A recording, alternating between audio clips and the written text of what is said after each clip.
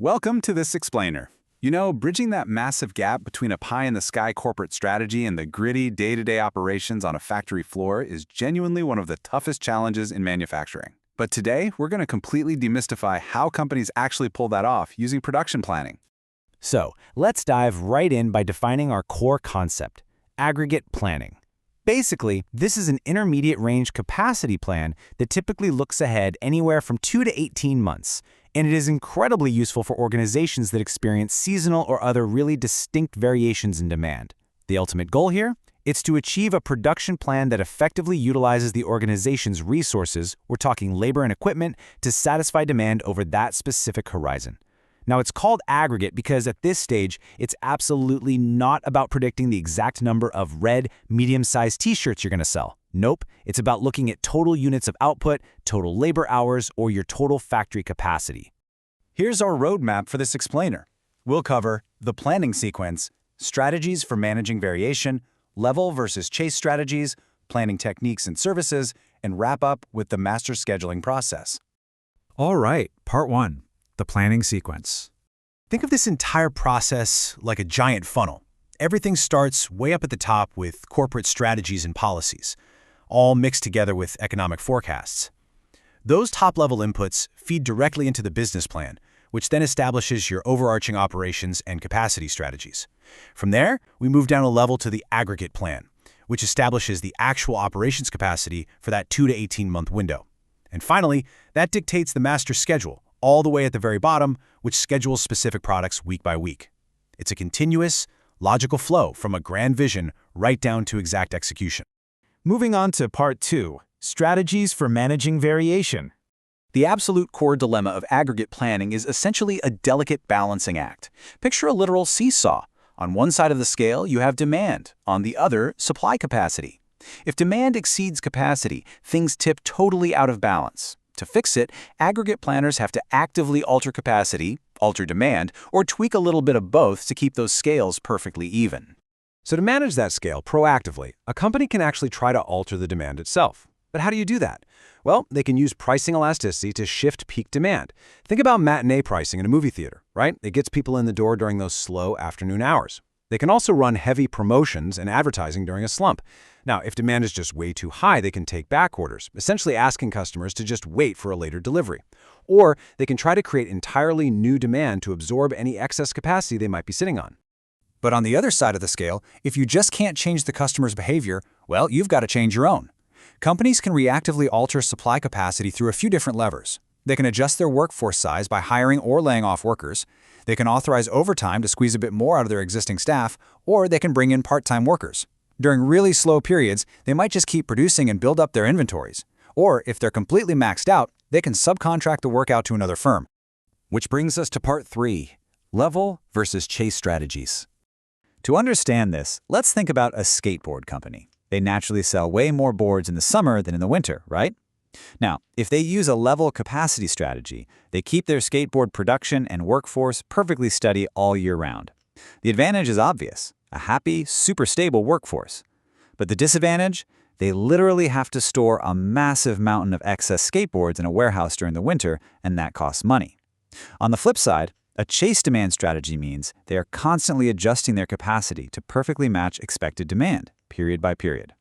The big advantage here is a very low inventory investment, but the massive disadvantage is the cost, both financial and cultural, of constantly hiring and firing workers or changing output rates just to chase that huge summer demand. Okay, part 4, planning techniques and services. Planners have several different techniques at their disposal to figure all this out. A simple spreadsheet provides a classic trial-and-error approach. It's incredibly intuitive, super easy to explain to management, but honestly, the solution you land on might not necessarily be the most mathematically optimal one. If you want absolute perfection, you can leverage advanced mathematical techniques like linear programming, which optimizes the plan specifically for cost minimization or profit maximization. Alternatively, you can run computerized simulation models. This lets you test drive a wide variety of conditions and scenarios before actually committing to a plan in the real world.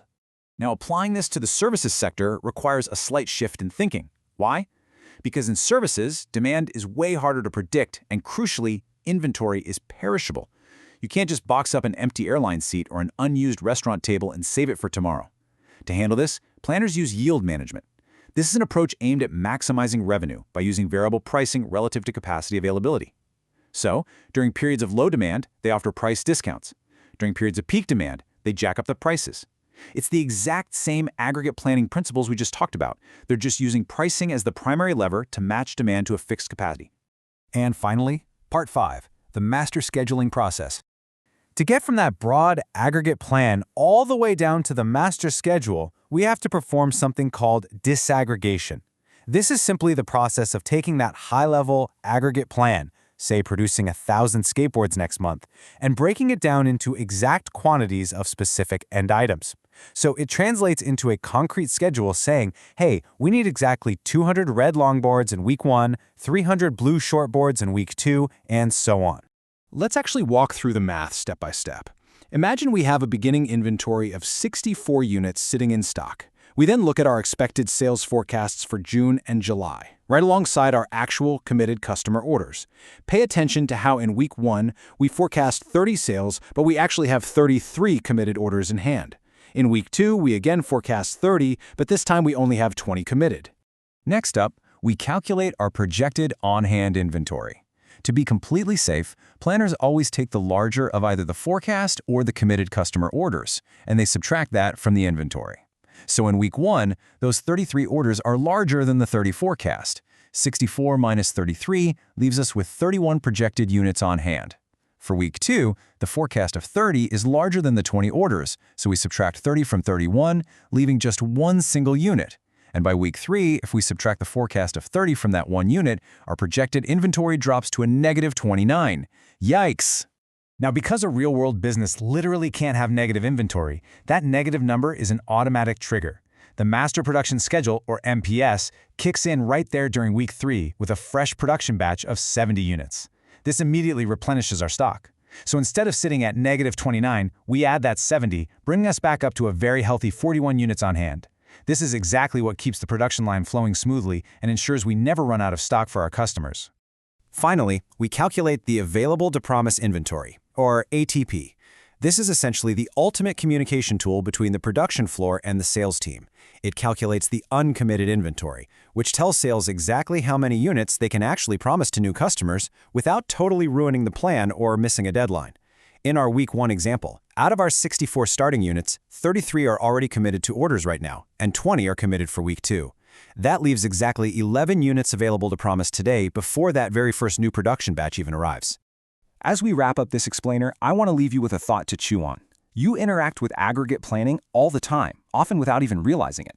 The very next time you experience variable pricing, whether you're booking a flight, grabbing a hotel room, or trying to reserve a table at that trendy new restaurant, ask yourself, how exactly is this business using aggregate planning and yield management to manage your behavior and balance out their fixed capacity?